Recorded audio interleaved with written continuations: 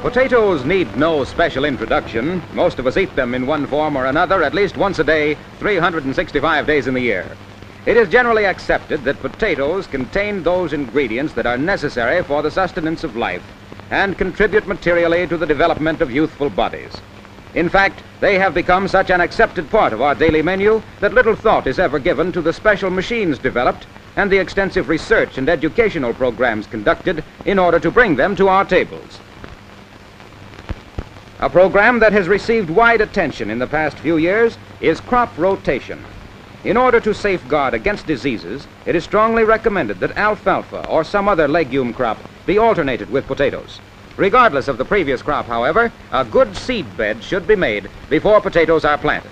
Seed bed preparation methods differ in the various potato growing sections, but the ultimate objective is the same: a loose, deep bed in which to plant the carefully selected seed.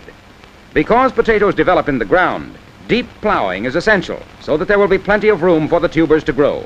The ground should then be stirred before planting. A loose, cloddy soil gives the growing potatoes freedom to expand evenly, whereas a fine soil that will pack and become hard restricts their development and causes irregular formation. In some sections where soil erosion is not serious, plowing is often done the season before, and in spring, a tractor cultivator stirs up the fall-plowed ground. The teeth of the cultivator go to the bottom of the seed bed, loosening the soil to a depth of 9 inches. A power lift raises the teeth. The spring-tooth harrow is likewise a splendid tool for this purpose. The spring teeth reach down and break up the soil, making a loose seed bed. The automatic latching device holds the teeth to any desired depth. The operator merely backs the tractor until the lever ratchet goes into the desired notch, and then, as the outfit moves forward, the teeth go into the ground to the controlled depth. A pull on the latch rope, and this same lever releases the teeth to clear out trash or to pull out at the end of the field. The disc harrow is another tractor-drawn tool that does a thorough job of loosening up the soil, particularly where a surface crust has formed. Potatoes are planted at various depths, depending upon the soil and the method of cultivation that is to be used. Good potato land is capable of yielding a crop that is too valuable for a careful owner to be willing to use anything but the most accurate, up-to-date planter. A potato planter is not an ordinary machine. It must be extremely accurate, or the crop yield will be greatly affected. The revolving arms have needle-shaped picks that take up the seed a piece at a time. The seed is pressed onto the picks gently but firmly by these concave-shaped arms operating under spring tension. Any size of seed can be planted accurately, for there are 3 different sizes of interchangeable picker heads. One picker head cannot handle various sized seed pieces any more than a corn planter with only one seed plate could plant all varieties and sizes of corn.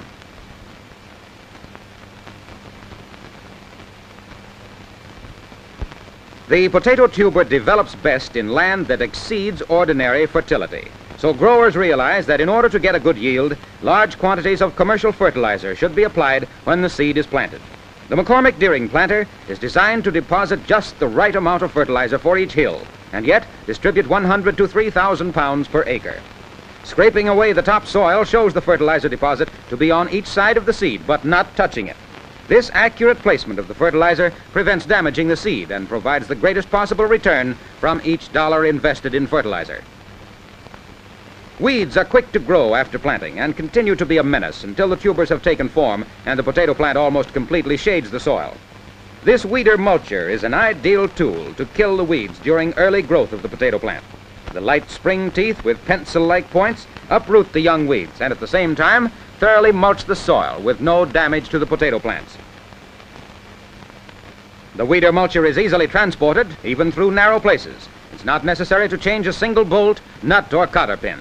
Simply pull the mulcher endwise with the teeth raised, and it locks in position for transporting. During the growing season, a lot of attention must be given to cultivating and spraying potato plants. Cultivate early and continue until the potato tubers have developed. It's a mistake to cultivate only when the plants are small and then quit in favor of other farm work, because weeds will take root and retard potato development.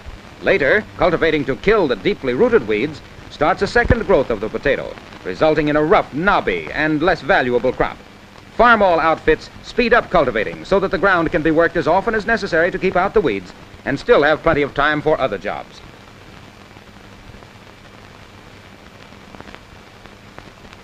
Insects and diseases are also a constant menace to the healthy growth of potatoes.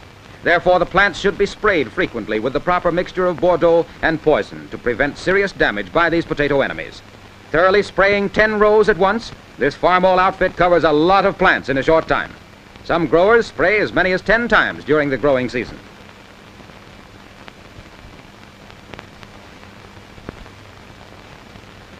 Other growers use poison dust in controlling insects and diseases. The duster, mounted on the Farmall, blows out a blanket of pest destruction. The dust particles settle to form a protective covering on all parts of the plant. Whether spraying or dusting, thoroughness, speed, and economy are essential. In potato growing operations, economy and speed are important. Harvesting the crop also calls for economy plus plenty of power. Digging potatoes requires more power than almost any other job on the average farm. As much dirt passes over the elevators of a 2-row digger as would be handled by the blade of a medium-sized road grader in the same length of time. Handling this large amount of dirt and yet performing the rather delicate function of separating the potatoes without damage calls for many features that necessitate great care in designing and building diggers. The automotive type 3-speed transmission on the McCormick Deering potato digger makes it easy to change the speed of the elevator from low to medium or high, depending upon the amount of agitation necessary to shake the potatoes free of the soil.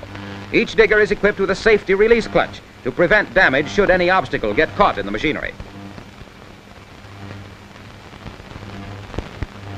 Here's a stone in the elevator.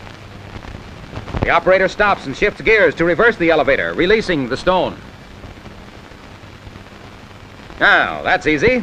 Now he shifts to forward gear and is ready to go again. The Farmall tractor furnishes the power to pull the digger and also operates the digger mechanism through the power takeoff. 14 acres of potatoes can be dug in a day with this outfit. As the outfit moves along the rows, a continuous load of dirt, tops, and potatoes is delivered from the shovels to the elevators. The agitation of the elevator links sifts the dirt through, leaving the potatoes to roll back over the end aprons. The deflectors on either side of the rear aprons leave the potatoes in a row, ready to be picked up. On smaller farms with less potato acreage, the 1-row power drive digger efficiently harvests up to 7 acres a day. It has the same operating features of the 2-row digger, including transmission, safety release, and others. The proper operation of either digger not only speeds up harvesting, but reduces potato damage to a minimum.